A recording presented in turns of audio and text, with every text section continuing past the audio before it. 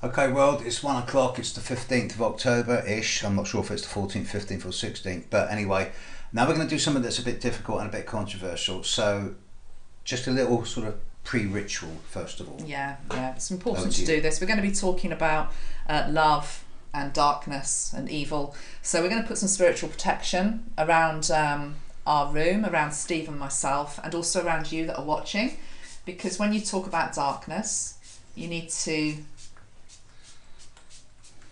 just respect that evil does exist, and we're not going to bring any of that in here. We're just going to envelop a beautiful silver shield around all of us that are watching, and Steve and me, and you can see that is, where is it, Steve? There we go, spiritual protection, Archangel Metatron, and it's now safe to speak. Okay, and at this moment in time, the Moon and Pluto are together in Capricorn. Pluto and Capricorn, 12 years, it's about transforming and breaking through old structures and boundaries around government, both in our personal lives and collectively. And with the Moon and Pluto together at the moment, the psychological depth, the insight to be able to go into the dark and bring things back out into the light is stronger now than at any other time of the month. So it's very appropriate we do this. Yeah, it's really appropriate, isn't it? So, where do we start then, Steve? Do you want to start with the Piers Morgan? Yeah. Yes, this morning in Britain, that well-known bastion of femininity, Piers Morgan, mocked Daniel Craig 007 for carrying his new baby in a papoose, and Piers Morgan said, 0007, not you as well, hashtag papoose, hashtag emasculated bond. Now obviously this released a Twitter storm because Piers Morgan, as we all know, is a really strong feminist, and what I really like is the comment from Chris Evans, not the UK DJ, but Chris Evans, Captain America. Evans, I don't know who he is. He's Captain America in the Marvel Cinematic Universe. Chris Evans, quote, "You really have to be so uncertain of your own masculinity to concern yourself with how another man carries his child. Any man who wastes time quantifying masculinity is terrified on the inside." I just thought, brilliant. You came in with that one today, didn't you? Came in with that one. It's just brilliant. I have to say, maybe this is good to say, because we're going to be talking about darkness and light and how actually we all have it within ourselves. Because I quite like Piers Morgan. I don't like that comment, but I quite like Piers. Oh, he's controversial. He's a figure of, a lot of people hate him, don't they? He makes you laugh. He's sharp. He's sharp. He wasn't sharp with that though. No, he shot himself in the foot there. Now, my thing about this is that I get really hacked off, as a number of you know. I get really hacked off with these so-called light workers. People are all love and light, and you've got to be good, and don't go near the dark because it's really bad for you. And it's like, I just want a custard pie and give them a good psychic slap, because you cannot work with the light if you can't work with the dark. No, if you can't go into the dark, don't mess with the light, because they're equal and opposite sides of the same coin. Dark is not negative. Negative can sometimes be dark, but dark isn't negative, it's just dark. So you go into the dark and you bring light into the dark, and then you come back and you bring dark into the light, and it's yin yang, light into the dark, equal and opposite. So if you can't work with one, don't work with the other. And from a colour perspective, Steve, it's beautifully expressed, because white reflects all of the colours of the rainbow out. Black has absorbed them all in. So they're complete mirror opposites of each other. And isn't that the same when it's dark at night? It's black up there. Night apart and day. from little moments of light. And occasionally the moon. Wonderful and stuff. Birth, the void from which we all come. Darkness, the womb is dark itself. And then you come out and the baby, it's blinking. It's like, it's so bright. You get slapped on the bottom and you have to cry. But it's extreme, isn't it? It's the light and the dark. So that's what we want to talk about, really, isn't it, in this video? Or at least start the conversation, because it's a huge subject. It is a huge subject. But the thing is, it's very easy to talk about it in these terms. But when you actually get down to the extremes of it, then it gets to the stuff that people don't want to talk about or even acknowledge.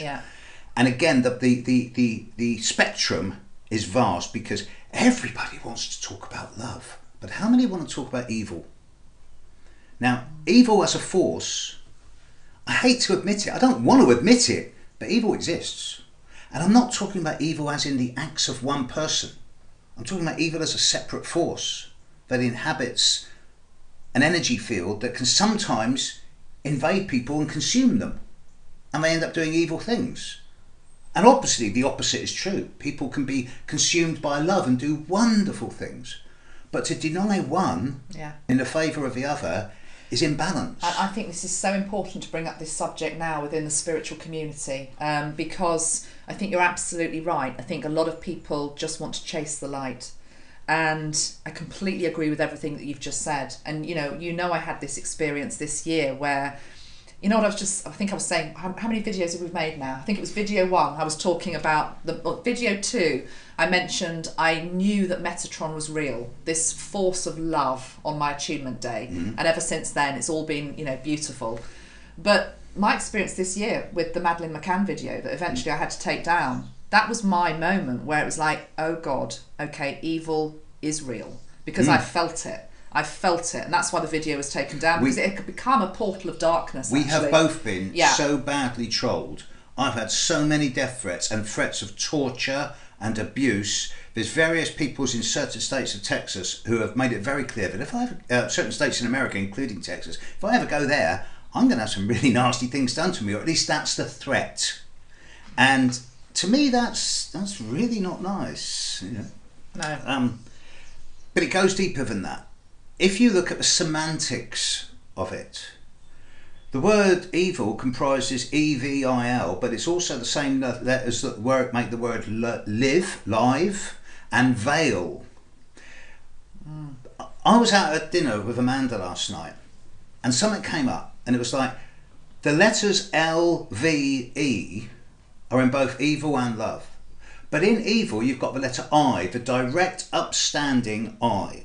And in love, you've got, instead of the upstanding direct I, you've got the round O. Yeah. Now, obviously, there's masculine and feminine analogies here. That is not to say that all men are misogynists or that all women are misandrists. It is to say that there is a kind of gender imbalance amongst the love and light brigade, and it's lovely that so many men are getting in touch with their feminine side, as I said at the start of this with the Piers Morgan, James Bond thing. But you've got to be comfortable with your masculinity as well, both men and women.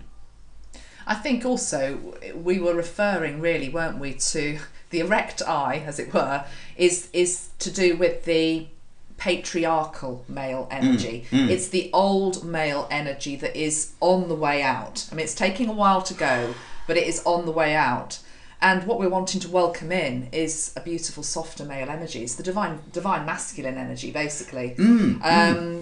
So, yeah. I mean, do you want to say a little bit about what you felt about that surge of love as well last night? I'm just going to spray you with a bit of pink. I'm going to spray him with a bit of pink now. Pink? Just to recreate it, Steve. Mind you, I didn't have this last night, did we? I mean, I pride myself on my insensitivity, right? I'm as subtle as a brick, as most of you know.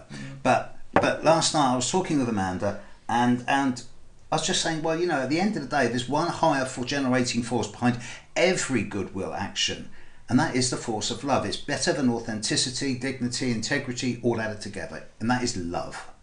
And as I said it, I felt it, and I felt the water go behind my eyes. Now, I'm not a dewy-eyed romantic. Like I said, I'm subtle as a brick, but for me to feel that, yeah, it's real. I could be making it up, of course, but I know I wasn't. No, it was there. It was present. And it's here right now, actually. I can feel it right now. So if you just want to pause for one moment and just sink into that energy of love, which comes in on the colour ray, which is pink. I can smell that. The thing about this, Steve, in all seriousness, is that it is the most powerful force in the universe. I still maintain that. Whatever darkness exists, whatever evil exists, and yes, it's real, we know it's real, this force that is here right now, this energy of pure love, it's a divine love, it's unconditional love, is the strongest force in the universe. And I think we haven't really acknowledged that. It's almost like love is all candy floss, and no, love is so strong. Isn't it? As Amanda was saying, sometimes love doesn't need to be glossy. Sometimes, as she was talking about this raw, guy behind me, it can be tough love. Raw, tough, strong. Yeah. But it's for the best possible reason and the best possible purpose. And if we try and bring this down more into the here and now, the day by day, seems to me that the single... There is a catchphrase that's been around for centuries that says religion is the root of all evil.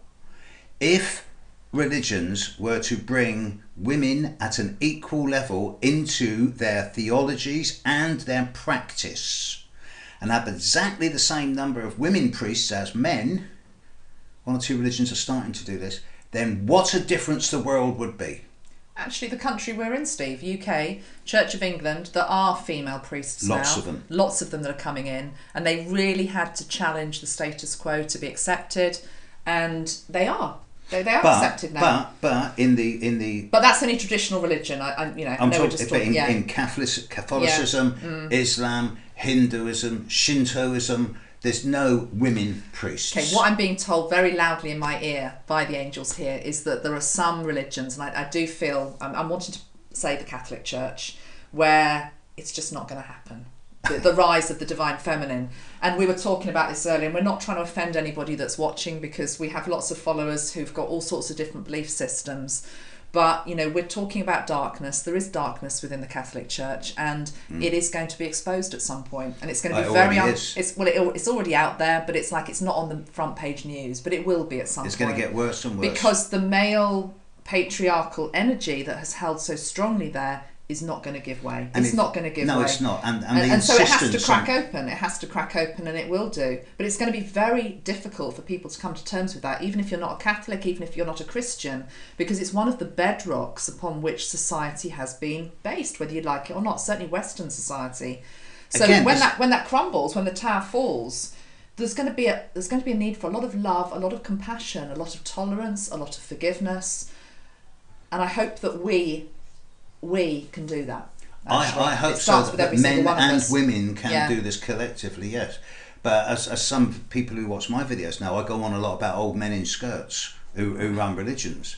And in certain Middle Eastern religions, regardless of which side of the spectrum, the idea of men actually reaching out and hugging women purely out of love doesn't happen. I mean, they have to have sex for a sheep, where both people sort of can't see the other. In the Catholic Church, for example, the kiddie fiddling that's been going on is absolutely disgusting. We talk about evil. The abuse of innocent children for personal gratification is evil personified. Yeah. And this is wrong. And in the name of a benign God, I think not. So the world is changing, and we need this change to come in, but we need to not deny that this is going on. Because how can you love if you can't deal with the other side? It comes back to the origin of this conversation. Can I also bring in here what I was saying, Steve, which is that I feel very strongly that also we do need to trust the higher divine plan in all of this, in terms of when things are meant to be exposed and how. And a very strong message from Metatron in particular has always been the days of self-sacrifice are over. You don't have to put yourself in the firing line to achieve the end goal that we all basically want. We want a world that is cleaned up, a purer, more loving energy to come in. But we have in our back catalogue many lives where we have self-sacrificed for causes. We've been on the Crusades or whatever else we've done. And we don't have to do that anymore. So it's the thing about holding the energy of peace and love, and remembering that they are actually the most powerful energies in the whole universe. And if you can hold them, the divine, whatever shape the divine is in for you, will come in and support the change that needs to happen at the right moment in the right way, without individuals having to lay down their life, Okay, again, this is semantics. Yeah. But isn't this the difference between having good intentions and holding the intent? Yes. Because we hold the intent of being the best we possibly can at any given moment. Yes. We're not being asked to be successful, we're being asked to do our best. Yeah. And it's all, intentions are easy, but having the intent and living it and being it constantly is the biggest challenge of all. And we all always fail at it, but we're always getting better at the same time, and we're always improving. Absolutely. And that is salvation for the world, I believe. Do you know a word that's in my head right now, which is one of the challenges and the blocks, is ego. It's ego, because I think a lot of the people who have the right intentions, who are wanting to bring change, get somehow caught up in ego, that I have to be the one. I have to be the one who brings the light in, the sword, you know? And it's all down to me. And it doesn't have to be.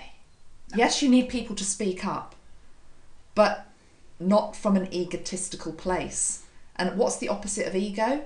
Love. Just holding that love. Yeah. Not having to do a crusade. Not having to lay down your life. Just holding that energy. And it sounds too simple. That's the point. That's why people... It sounds easy. It sounds too easy. It can't just be that. It can be that. It is that simple. It is. Most of the truths are simple. Works. Simple works, yeah. And before anyone starts jumping to conclusions out there, myself and Amanda live in very different parts of the country. We both have our own separate support groups around us of people who support us in what we do. And for us to come together like this is so far it's a one-off situation. Who knows what the future holds with working with this type of energy. But it seems like this is the right time for us to be working together, to be talking about stuff like this. Yeah. Because, I don't know, there's some type of synergy going on here, and it seems now that we haven't been brought together for a purpose, but by choosing to come together at this time, we can actually... Well, I think we've noticed, or maybe some of our followers have noticed, that I might say something one week, and it's coming from a place of intuition, the angels, whatever you want to call it, and then Steve's talking about exactly the same thing, but from an astrological perspective.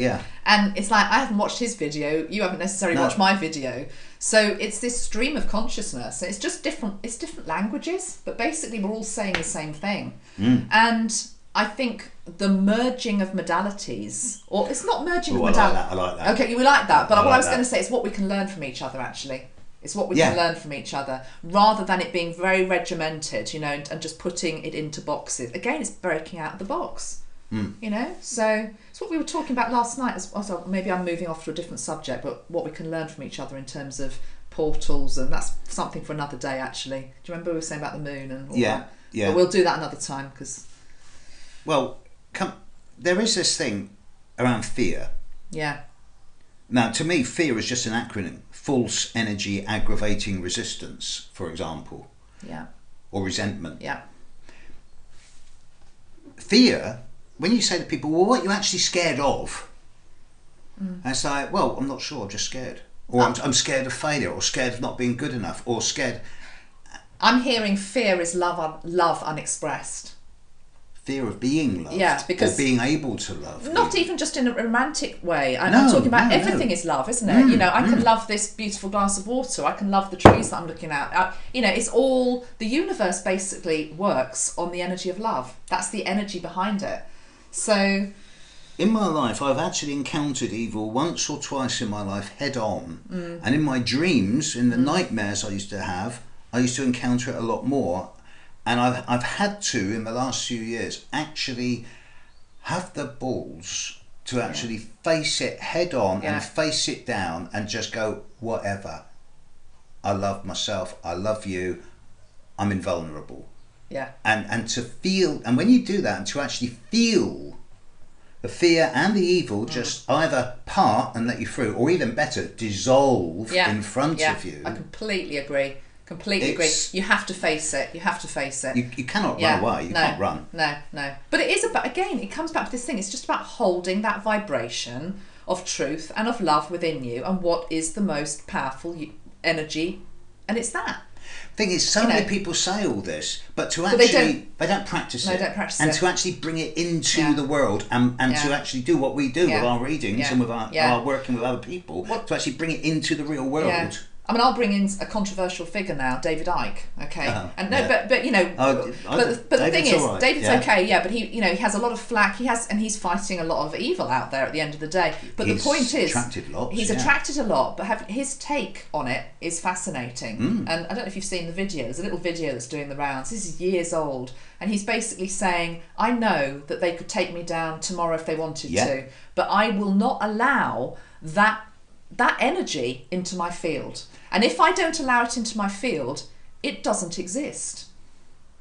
He's basically done what you've just said. He's pushed it away. The more that you focus on it, the more that you bring fear into it, The more that you get attracted like a moth to the flame, to the darkness, and start to burrow down, that's dodgy. That's really dodgy. The more that you just take a step back and say, I know you're there, I know you're there, and I know you're real. But actually, this is also real that is within me. And this is stronger. And this is the energy of love. And it sounds very fluffy, but I'm sorry, it's the truth.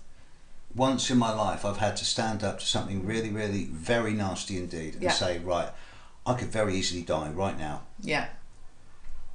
If I don't walk away. And I thought, well, if I walk away, I'll never be able to live with myself. Yeah.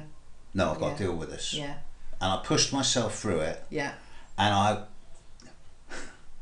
once in my life, I faced something so scary, I've actually physically, I'm going to be blunt now, excuse me, crapped myself. Right. That's too much detail, Steve. Right. But through fear. Try and delete that. But no. Having done it once, I was able to then do it a number of times again without any fear whatsoever. Yeah. You've got to feel the fear and do it anyway. Well, I gave you the example with the Madeline video that I did, yeah. you know, and the day that I went on holiday to Praia de Luz, I had had an abusive email the evening before saying somebody was waiting for me. They knew I was going with my children and they would be waiting. And that was my moment. That was my test. And I thought, I am not sinking to that level of darkness. I choose to believe that I am safe, I am protected, no harm will befall me or my children or any of my family because I believe in this. Yeah. And because I held that, and I held it 100%, of course I was fine. But it was a test. I easily could have thought, actually, I think I'll just stay in bed today and miss the plane. And there was a part of me that wanted to do that. Of course. And then, of course, what that would have done was it would have attracted even more of it. Of course. Because I would have sunk down. So none of this is easy, is it, Steve, to be honest? Because to be honest, it was one of the most horrible experiences and tests I've had so far on my spiritual path. But I learnt from it and I got stronger from it. But we said at the start of this that you've got light and dark, equal and opposite sides of the same coin. Then you go to the extremes, the ultimate extremes, and you've got evil and love at its highest order, right? But isn't it, as we get to the end of this video, isn't it even there appropriate to say that even then, evil and love are just opposite sides of the same spectrum? And if you think, well, what's in the middle? Where is the midpoint? Is there some higher single unifying force that is not a dichotomy or parallel or diversified? Is there a one? Is there a unity? Oh God, I'm almost saying, is there a God? And I don't want to do that. I really don't want to do that. But is there some, I guess if I were to be forced into finding a term to describe what I'm trying to get at, I would call it the universe. Yeah, yeah. Because the universe provides. Yeah, yeah. That's a tenet that I've always adhered to. And there's always a reason. But as you know, the universe is both dark and light. We're back to...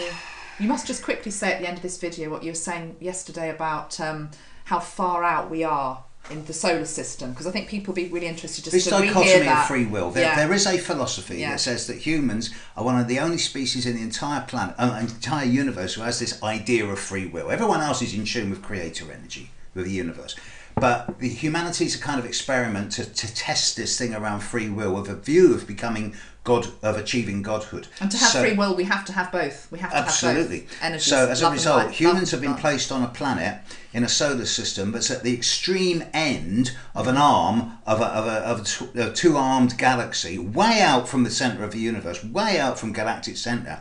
You look into the Milky Way, you see the centre of the galaxy. You look the other side, you see darkness. We're at the very end. We're as far away from where it's really at, from the centre of the galaxy and the centre of the universe as you can possibly imagine. So we can do the least amount of damage. So we can do the least amount of damage, but also perhaps evolve in a way that's uninfluenced by external phenomena. Oh, that's a nice way to view it, isn't it? Yeah, absolutely. Which leads us nicely on to the next video, which will be about hope for the future. Hope for the future, yeah. Okay. All right. Thank you, Steve. Catch you later, world. Bye-bye for now. Bye.